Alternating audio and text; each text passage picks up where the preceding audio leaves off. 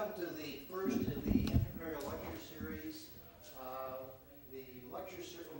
The Entrepreneurial Lecture Series is a part of the College of Engineering and the Entrepreneurial Mindset. And we're glad that you're here. Some of you I know have to be here. Those of you that do not have to be here, we're glad you're here. We have 5 more in the series. There's a total of 6.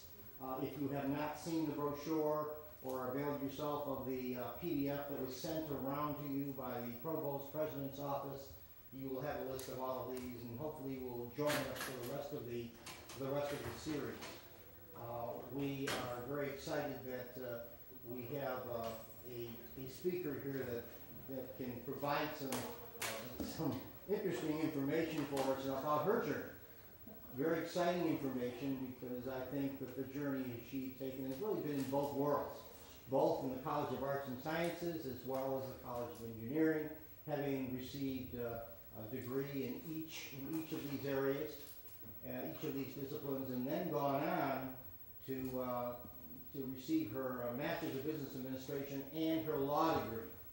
I think she's an eloquent, dynamic speaker. I spent a few moments with her yesterday, and I know that you're really going to enjoy what she has to say. I think her message of leadership will be an interesting one, and she'll also talk about entrepreneurship in a number of areas pertaining also to engineers as a profession, as well as some of the issues that may fall in the area of discipline. So Laura is here. I certainly want you to welcome Laura, and I know that you'll enjoy her presentation. So sit back and enjoy this great learning experience.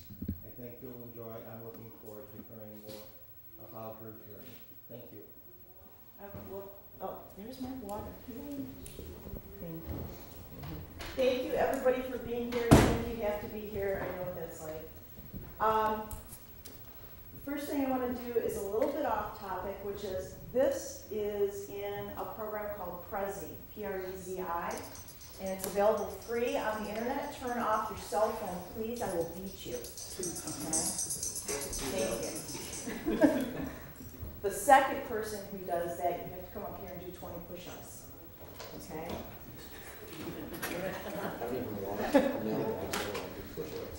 So, it's available free on the internet, and one of the biggest banes of human existence is PowerPoint. And I've used PowerPoint a lot in my corporate career, and I hate it. It's very constricting. I found this through a friend, and I really like it. It's very good for someone who's ADHD. It's like running around with a giant dry erase and then just kind of putting stuff, and then you can put all the paths together without having to rearrange stuff into its format. So if you want to play around with Prezi afterwards, you can feel free to come up here and play around with it. The other thing I need to get on the table is this is not the presentation I had planned on doing. The original presentation I had planned on doing, I had to change. And so that's one of the messages, is you need to be comfortable with showing up and talking to a room full of people about something that you're not necessarily terribly prepared about, and be able to go with it. Because in your work life, regardless of whether you own your own company or whether you are going to be part of a larger corporation, you need to be able to roll with the punches. And if you're able to roll with the punches, people will come to you because they know that you can do that. And it's a skill set, just like taking standardized tests, right? Knowing how to take a standardized test and be done on time is a skill set. So, without further ado, how to survive in the corporate world without selling your soul to the man. This presentation is on the internet. There's the bit.ly link if you want it. I can give it to you afterwards.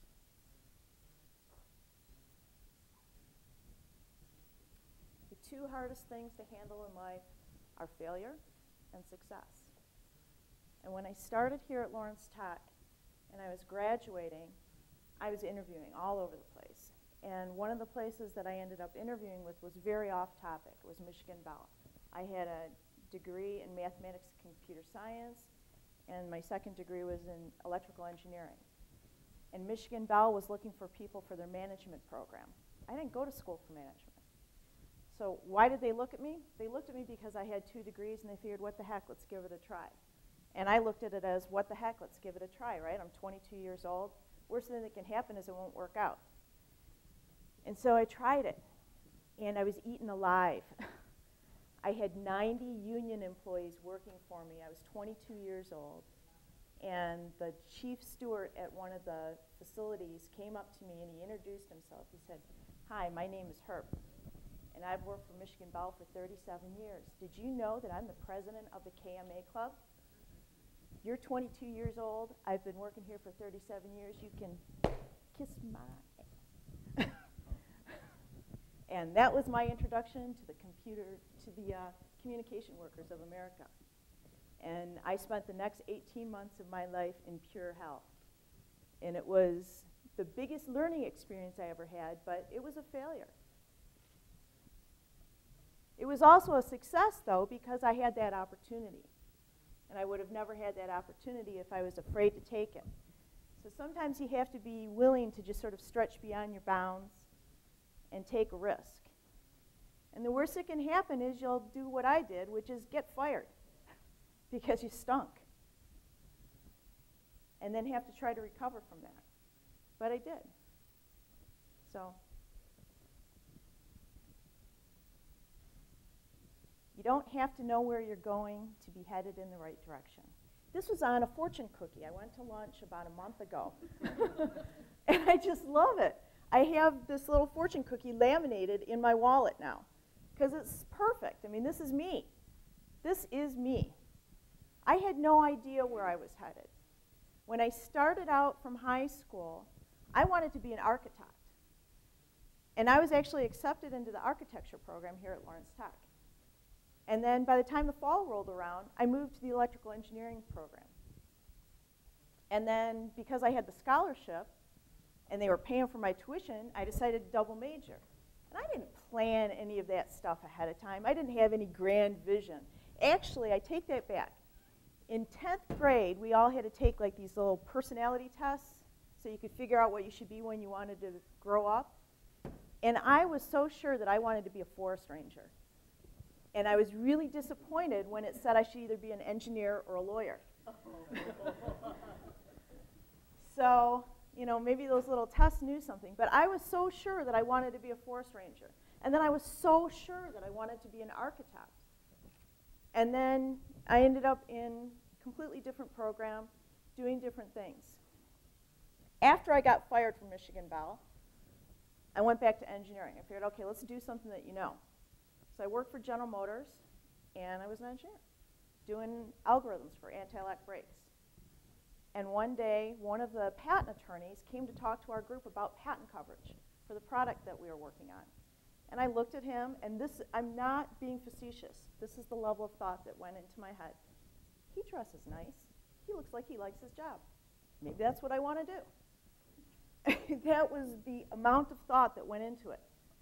And so I called him up a week later, and I said, "Hi, you came and talked to our group about patent coverage, and I was just interested to learn a little bit more about what it is that you do." And little did I know, that was a job interview. They had me come down and talk to them. I was thinking I was just going to go find out what this guy does. They offered me a job to go work in the patent department. And so I said, okay, I guess I should apply to law school. I mean, I hadn't planned that at all. But sometimes, you know, opportunity knocks and you just have to go with it. So I know there's always like, you know, what do you want to do? What do you want to be? What are you going to do with your degree? And all I can tell you is to look at what you're doing here today as proving that you're teachable and proving that you can succeed at something. And whatever you end up eventually doing, next week, next month, 5 years from now, 10 years from now, 25 years from now, will be so different that you couldn't even imagine it. But if you prove that you can think your way out of a paper bag, you can think your way out of anybody's paper bag. And so if you start your own company, or if you're the head of a department, or you know what, if you're just a good, dutiful minion. Lots of companies need good, dutiful minions too. But it's all along your path. So on to corporate life. I'm from corporate and I'm here to help. companies get a bad reputation. You know, big corporations suck the life out of you, right? The title of my program. Don't let the corporate man steal your soul. And big company or small company, it's really all the same. I mean, you're being hired for a skill set. Smaller companies tend to look at people a little bit more jack of all trades, you would think, but I can tell you that big companies do just the same. I used to work at Siemens. It's one of the largest companies in the world. And if you've got skills that are outside your little box, that's okay, because you can put those to use and make your work life more enjoyable and make the product of the company and what your group does a whole lot better. So the biggest thing that you can do, especially in a large corporation, is make yourself approachable. Because since there are lots of different departments and lots of different groups, and there might be other divisions, if you're open to opportunities from those other places and those other groups, the whole world is opened up to you. And so you can start out in, you know, Michigan Bell in line engineering, and you could move into marketing, which would be something completely different than probably what you're going to school for. But because you're within that same company, you could have that opportunity. And so don't think of working for a large corporation as having sold your soul. It really isn't. It is if you let it be. I mean, but you don't have to let it be. If my boss calls, tell me who it is. When I worked at GM, we used to say this, and this was 25 years ago. I mean, that's the one thing that you have to be very able to do, is to roll with things, because things do change. But you know what? If you own your own company, you have to figure out who your boss is too. And your boss is not just the person who's listed on the org chart as being your boss. And we were talking about this yesterday in the hallway, and that's where how many of you, and you don't, I'm not trying to single you out at all, but how many of you were born outside of the U.S. and actually have something other than American English as your native language? Okay, we got 2, 3 people. Then how come all of the rest of you can't put a sentence together? Okay? Just because you're an engineer doesn't mean that English should be a second language for you. You need to be able to sell yourself to all the people who are your bosses. And it's not just your boss. If you're a civil engineer, you've got to be able to sell yourself to the township who's trying to fund that project. And that's generally some politician who might not have even gone to college, who doesn't understand anything about what you do. If you're in IT, you've got to be able to sell yourself to the customer who's going to try to buy that application. And all they know is these computer things are real scary. And they think there's a cup holder on the side. So your boss is not just your boss. And regardless of whether it's your company or somebody else's company, you always have to keep that in mind, who your boss is going to be. The other thing that's difficult in larger corporations is the difference between formal power and informal power. Because a corporation actually has an org chart, you think that, okay, so the person at the top has all the power, and the person at the bottom has none of the power. And generally that is not the case. There will be somebody at the bottom who has a whole lot of power, but it's called informal power versus formal power. And the person with the informal power actually has more power than the person with the formal power. So if you ever find yourself in a situation where you somehow nominally have formal power, you need to be very keen on figuring out who the informal power makers are within your organization. And those are the people who are able to influence their coworkers. And so if they're on board with you, they'll get everybody to run off the cliff with you. But if they think you're blowing smoke, they'll get everybody to rise in insurrection against you. So, keep that in mind. In a smaller company, it tends to be the owner who has both the formal power and the informal power, because you can run around firing people if you want. But that doesn't usually work too long. So you need to be able to empower other people who are able to develop their talent for informal power to be able to help your organization. And if you find somebody within your group or within your company or within your department who is good at informal power, not only learn from them, but get them to help work with you, because you can't do everything. That's the one thing that's nice about being in a big company, is you can admit that I can't do everything. I don't have to do everything. Sometimes when you have your own company, you feel like you have to do everything. And, you know, sleeping and eating are ancillary. And then you turn into a really horrible person, but that's a couple of slides from now. But even in a large corporation, a lot of times what you'll feel like is you're surrounded by idiots and you're the only person who knows anything, like a Dilbert cartoon, right? You feel like you're living in a Dilbert cartoon. And what you have to realize is that regardless of whether you like the idea of politics within a company or you don't like politics, politics exists. And you can either make the politics work for you or work against you. And one of the things that was very hard for me to learn was that, because I used to say, I don't want to play politics. I want to be outside of that, which is okay. But then what you do is you make yourself outside of everything. And so you have to learn how to embrace it. And again, even if it's your own company, you're still in the politics of working with your bank, right? Working with your lenders, working with your vendors, working with your customers. It's all politics. Working with your attorney. Working with your CPA. Right. Working with your suppliers. So it's a skill set. It's one of those necessary evils. And if you just admit it as that, like a necessary evil, right? Like being here, right? You just got to deal with it. You got to be here.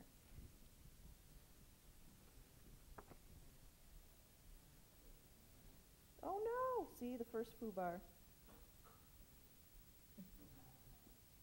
Well, it was there for a second. Here, I'll just keep flinging it back and forth and back and forth. Oh well. So, to regret the past is to forfeit the future. It's supposed to say. It's secret, I guess. One of the things that you will hear a lot is, we don't do it that way. Or we've been doing it that way for 25 years. Or we tried it and we don't do it that way. And there is some value to that. I mean, sometimes the reason that they don't do it that way is because it doesn't work. And because the other way really does work. So when you're fresh out of college, and I know I had this problem, you look at them and you're like, people are nuts, right? And one of the reasons that they're hiring you is because they do want somebody to push that envelope. If they wanted a bunch of people that thought just like them, they wouldn't hire you. They'd hire a bunch of people that look just like them.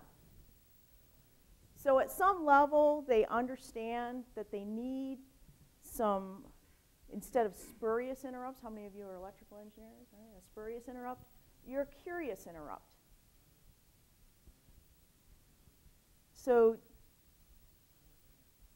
yes, go in and question, but instead of saying, well, that's wrong, or I think you're wrong, find out why. Keep asking why. Well, why do you do it that way? If we tried it this way, why didn't it work? Why did this? Why? And eventually they'll get tired of you asking, probably, so you can't do it too much because you don't want to be known as the annoying person. But ask why. Ask why. One of the best mantras, I got was from a guy named Frank Tarquini at Michigan Bell. And he was a district manager, so he had a lot of formal power. And he said, you only have to be right 51% of the time. Because people will remember that you were right more often than you were wrong.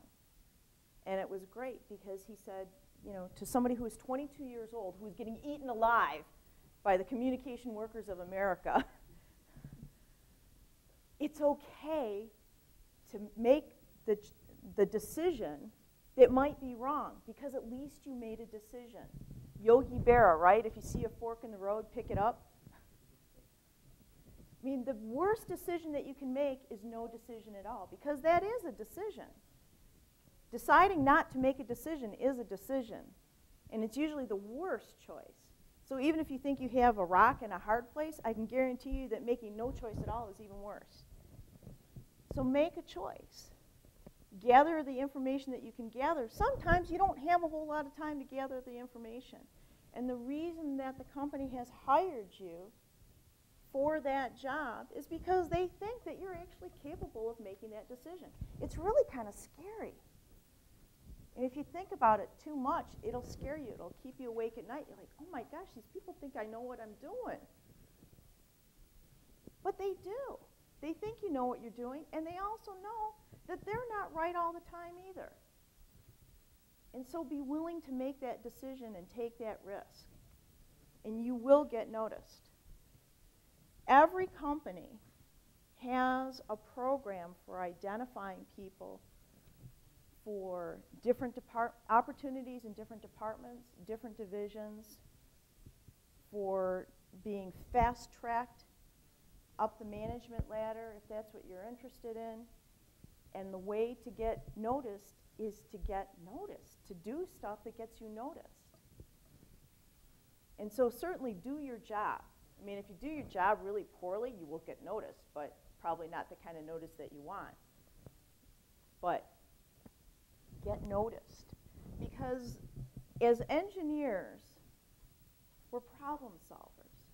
I mean, it's really hard to turn off. How many of you just really annoy the other people in your life because you're always trying to solve their problems for them? You know? I was going to ask how many people in this room think that they're normal people. Because us engineers, we're really not normal people. And all you have to do is ask, like, your boyfriend or girlfriend or your cousins or whatever. You're not really that normal, even though you're normal amongst all of the rest of us here.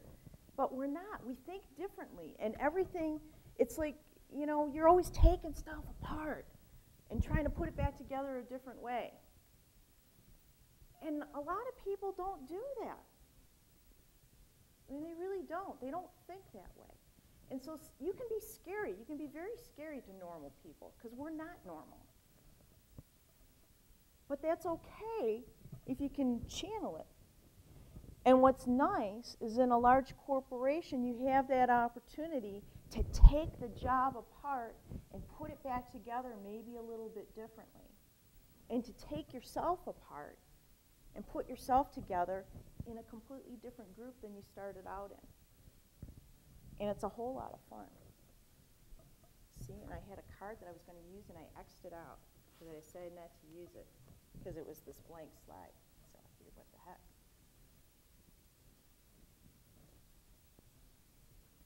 So now more about you, which is watch what goes on. Every company's got its own culture. And I most recently worked for a company whose name I shall not mention because some of you might actually be interviewing there and you might actually like working there, and I don't want to jade you too much. But I considered them to be striving for mediocrity. And I couldn't survive in that environment. There were too many people that had been beaten down and weren't allowed to make a bad decision. Not because people were getting fired. God knows they never fired anybody for being stupid. So why the culture would have generated that way, that people are afraid of making decisions, I don't know. But that was the type of culture that was there. So you had a whole bunch of people who actually had good ideas that were afraid to express them and were afraid to try to put them in place for fear of being fired that never happens. It was a horrible, horrible existence. It was like something out of an Arthur C. Clarke novel or something. It was just not a good place. And so I needed to get myself out of that environment. But you watch. Every place will have its own flavor to it. And if you're at a small company, certainly the person to watch is the owner of the company, because they're going to set the flavor. And they are going to be the person who's hiring people who generally, fit what they think they want. But the bigger you get, the more muted it gets. So there's a lot of different people to watch if you're interested. And one of the best fun things that you can be is the inner naive expert, the naive expert. When I was at Rockwell, one of the things that I put into place was this patent committee. So I'm a patent attorney by trade. And we would do invention engineering. And so there would be a program that would come up, and they would want to have patent protection for, I'll use an example, real live example, which was an automatically shifted manual transmission for an 18-wheeler. And so obviously you're going to have the transmission guys in there, right? Because that's what they make. But we also got a guy from the windshield wiper group. And he was the naive expert. Because he was just this guy who, I would hate to see what his house looks like, because he had little notepads everywhere. And he would come up with ideas, and he would write them down on the little notepad. And he had like little stickies everywhere. And I got one invention disclosure from the guy, and it was like all wrinkled and runny, because he had thought of it while he was in the shower, and then reached out of the shower and wrote this thing down. I mean, that's just how he was. And so I would drag him to meetings like this, where we're trying to do some invention engineering of, okay, here is the product that we think we're going to make, and here's a couple of different ways that we think that we would eventually put the system together. But from an invention engineering standpoint, what I want to do is I want to have the patents so I can just beat the tar out of the competition. I don't care if I ever make that product. I want to make sure they don't. And so I want to have the patents that will keep my competitor from being able to commercialize anything. Then I'm happy. I'm evil. But that's what I did. And so if you can be that naive expert within a company, people will come to you to pick your brain. And it makes the day very fun. It also makes the day very shiny, though. How many of you have ADHD? You know what I'm talking about. Which is, ooh, shiny. You can get distracted, because you do actually have your day job that you're supposed to be doing.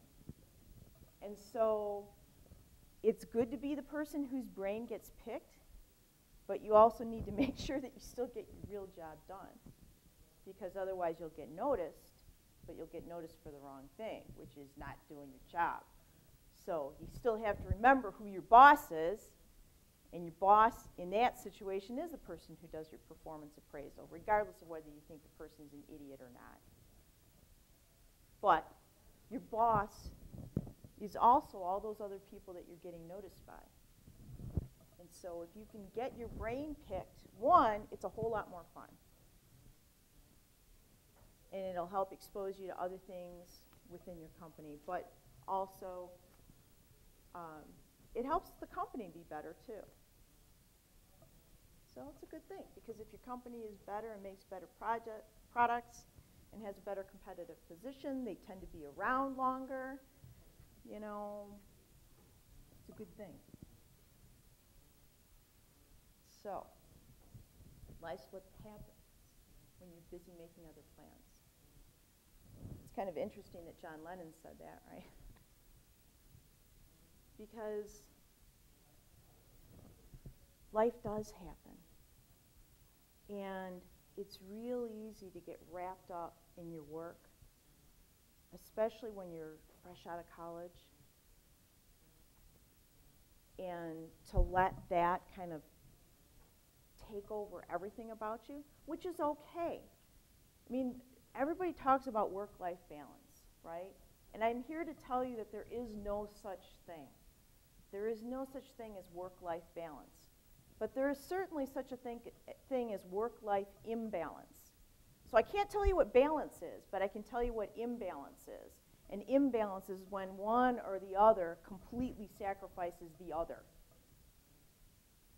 And then everything else is gray. That's why I'm wearing gray. Right? There's no black and white. It's all gray. So when you're fresh out and your job is really, really cool and it's shiny and it's fun, enjoy that. But don't let it suck the life out of you. Keep in touch with your friends and find other things that interest you. Because back to this life is what happens. If I had done everything that I thought I had wanted to do according to my grand plan, I'd be a forest ranger right now. I don't think I'd be a very good forest ranger. I really, really don't. But if I had stuck to that, I would probably be a very unhappy forest ranger.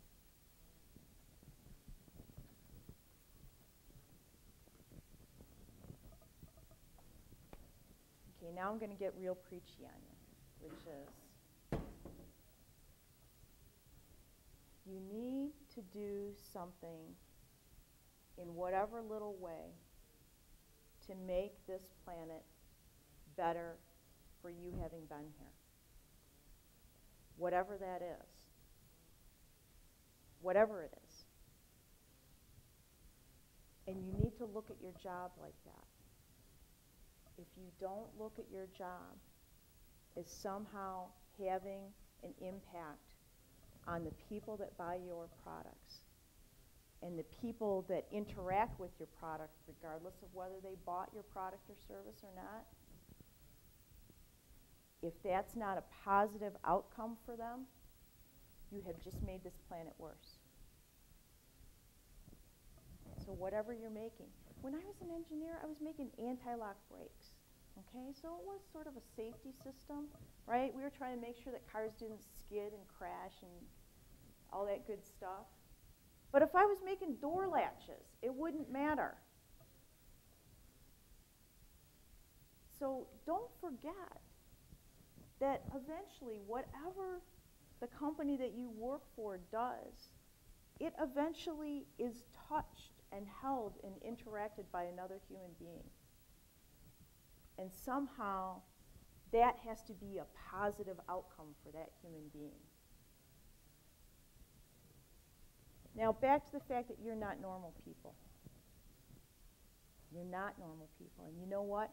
You're also not average people.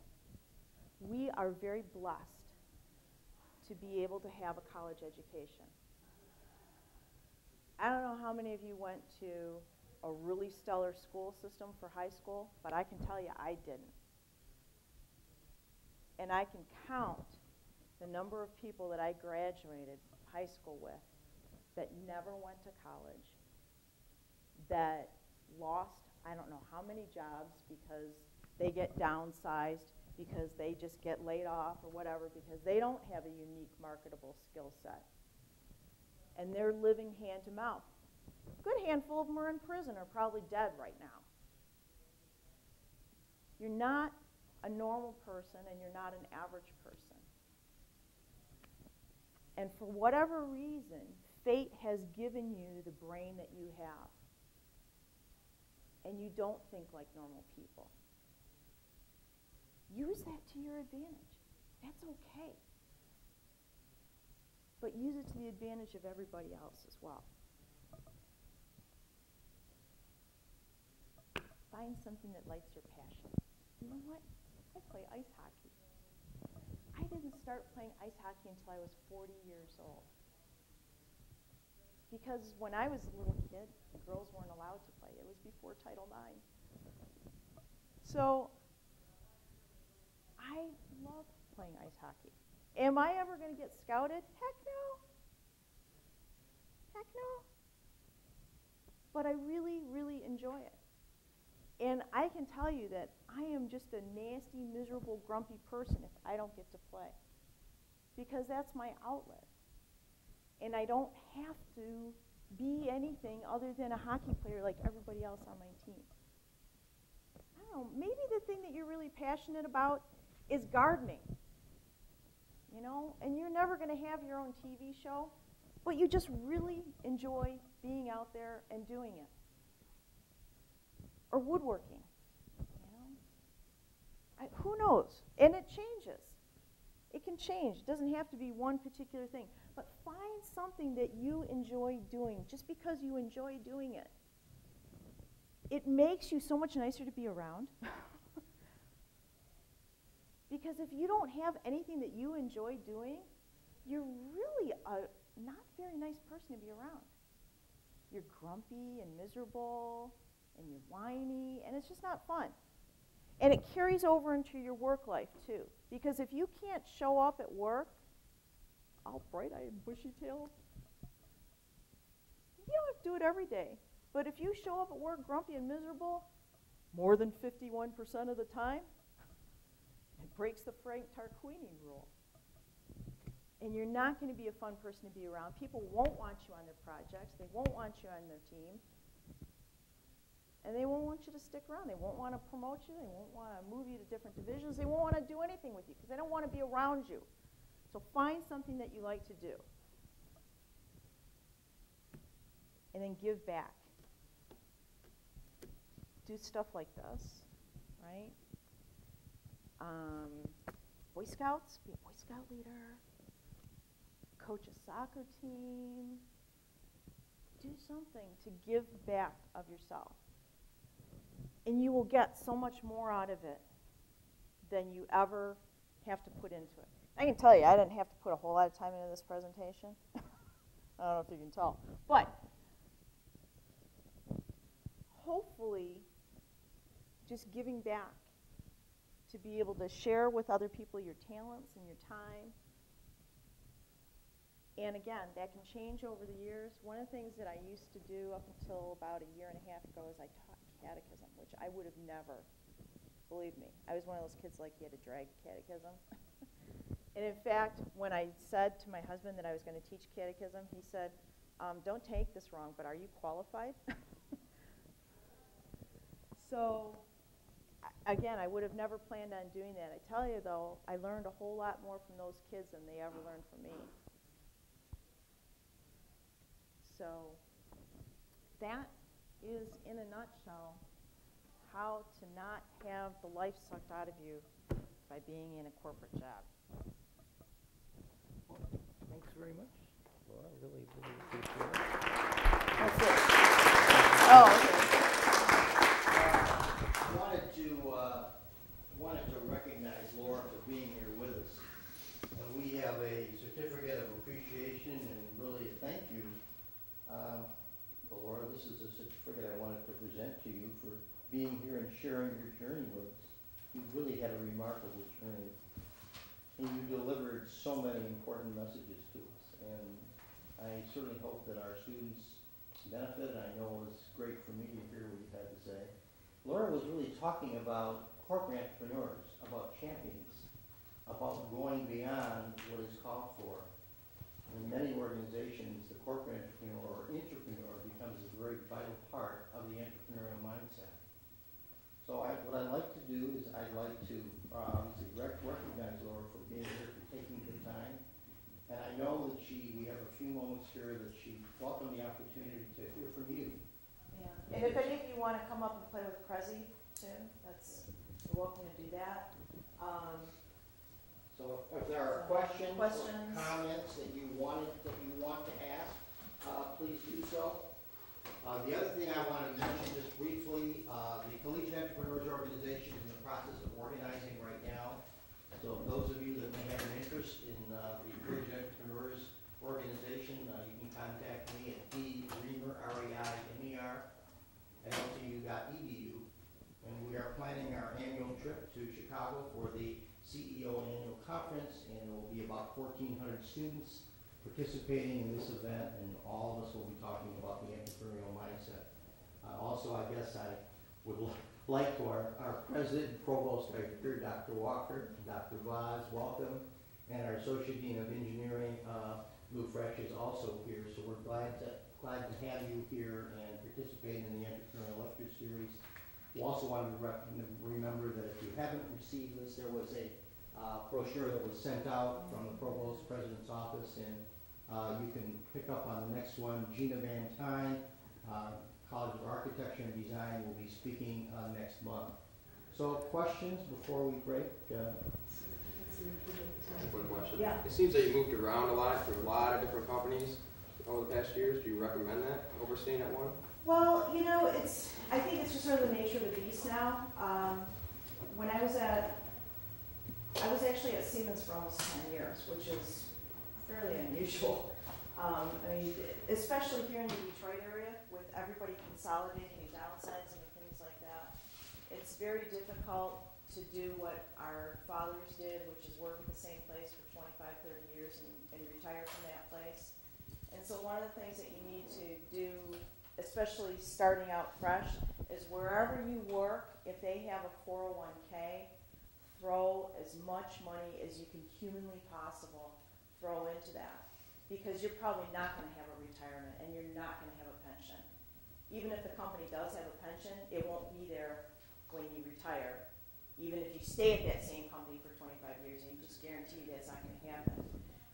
But it's more realistic that you're going to end up moving around. And so what you need to do is, from a financial standpoint, make sure that you plan for that.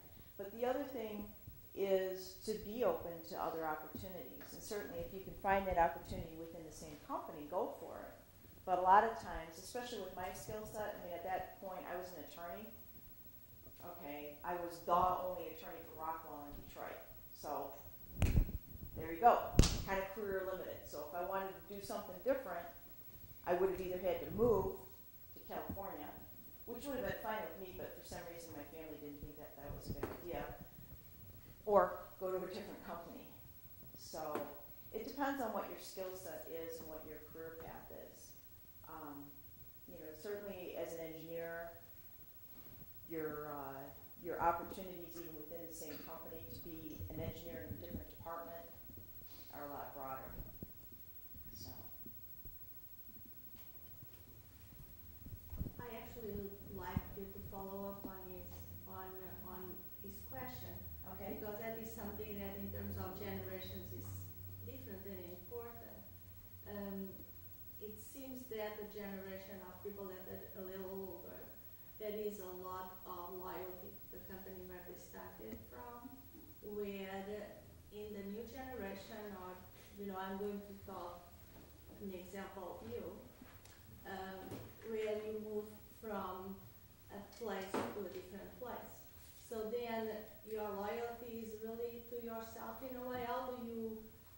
When you talk about loyalty, how do you frame that in terms of your life?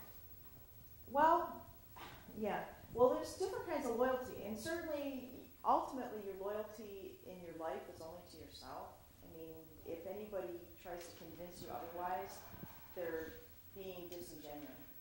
But while you work for that company, regardless of how long you think you're going to work there, your loyalty to do your job the best that you can and to help make that company successful certainly belongs there. And if you can't wake up in the morning and promise to help do whatever you can in whatever little way, however frustrating it might seem at that particular moment, to help push that rock up the hill for the company, then you need to take yourself out because you're hurting the company. You're not hurting yourself. I mean, you've been hired to do a job and to do your job to the best of your abilities. And if you can't do that, then you owe it to the company to take yourself out of that situation. Because a lot of times companies won't fire you because people don't like to make that hard decision. They don't like to pick up that fork in the road. They'd rather make no decision. But certainly, ultimately, the loyalty belongs to you, for yourself. And so, I have not ever encountered a situation where I've had to actually decide between, you know, my eternal soul or doing whatever it is that the company is asking me to do. I mean, I know that sounds really good in the movies and stuff, but I just don't know if that's ever come up. So, I don't think it ever needs to be that dramatic. Can you reflect back when you were a student here just a few years ago? Oh yeah, just kind a of few years ago. The experiences that you had at Lawrence Tech, and particularly what you learned here kind of prepared you for the journey that you've taken?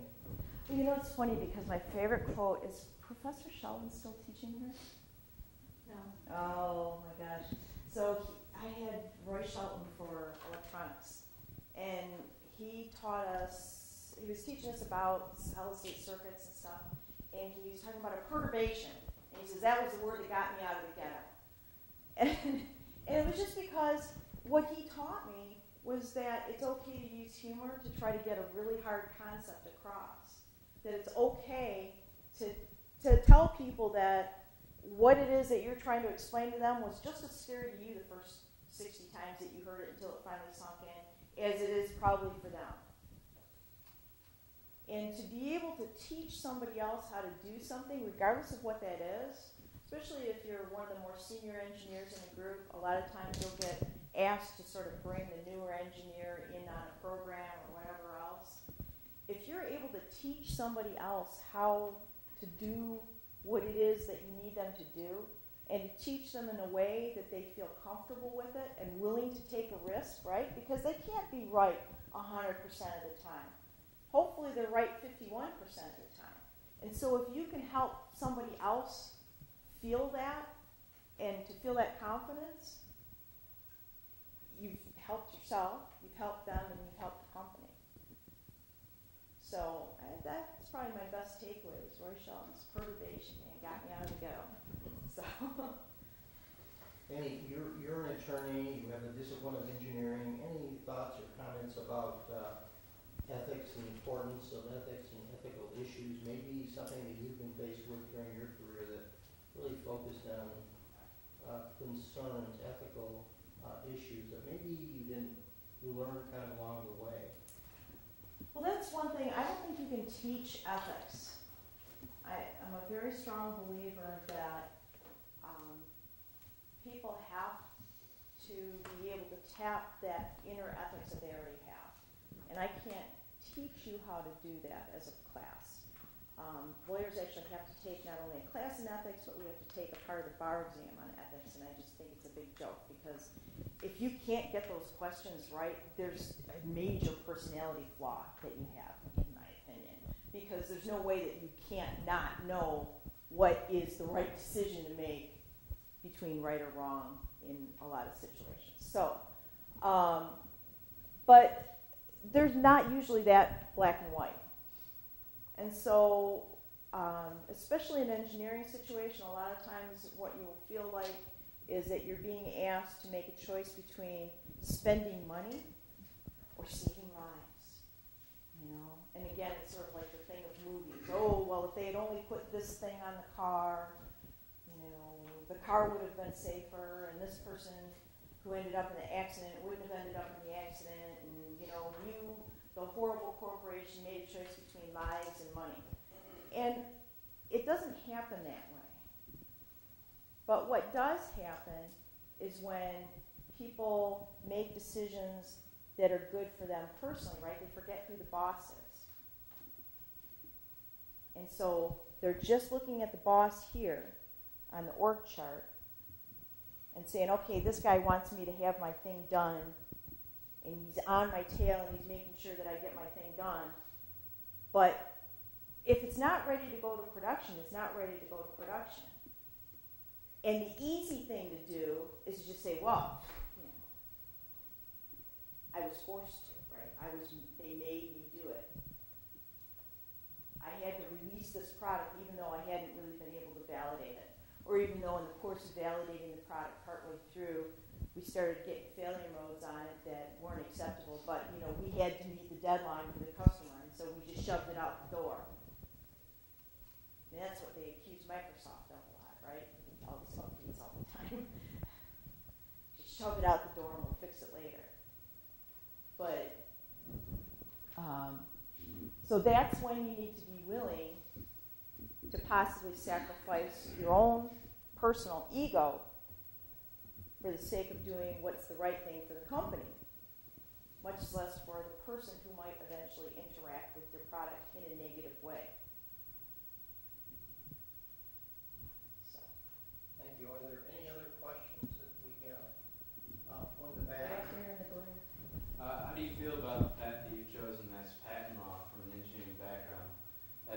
to staying an engineer or going towards business administration or something like that?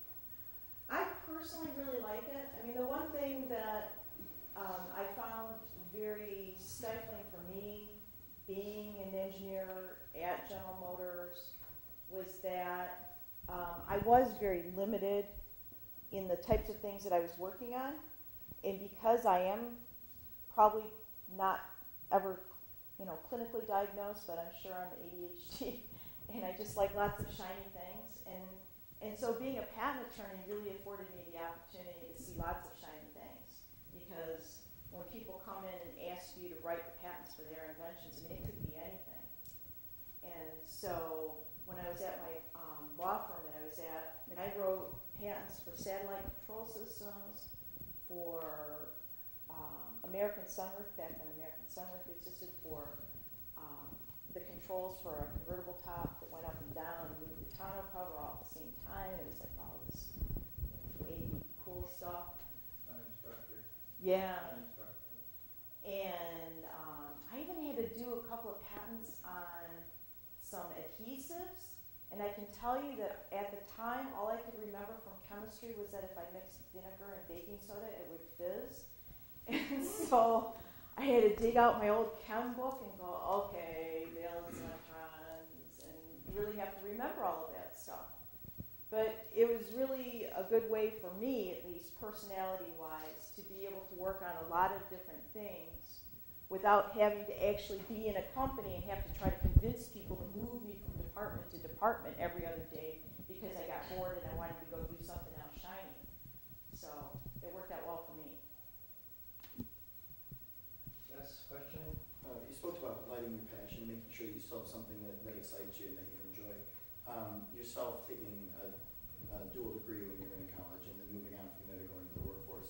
Did you find that there was a difference in difficulty to be able to do those things when you were in school versus in corporate or in the workforce? Did you find one or the other more difficult than the other? Because I found that that's driven a lot of my decision making, is my ability to still have that hobby or that drive to do something extra. Whether I'll take another class or a dual degree or something like that. This is the hardest thing that you're going to do, is this right now. So if you can get through and have a good GPA when you get out of here, it's all downhill. This is like you're climbing up that hill and you'll be coasting after that. Because this is the place where they put a cork in one ear and a funnel in the other ear and they try to mash as much into your head as possible. And you're getting all kinds of different stuff. And when you're within a company, that happens, but not nearly on such a compressed time frame. I mean, think about it. What classes did you have last semester that are different than the classes that you have this semester, that are different than the classes that you're going to have next semester? I mean, it's just different stuff all the time. And it's really, really hard. It really is. I mean, my son's in high school right now, and I look at that and I'm thinking, I am so glad all I have to do is go to work. Because this kid works a whole lot harder than I do. And so you guys are all working way harder than I am. I can guarantee it. So if you can do this, you're golden. You really are. And so try to take advantage of as much as you can while you're here to put that cork in the one ear and the funnel in the other ear and try to mash as much as you can. Because some of it will stick, a lot of it won't.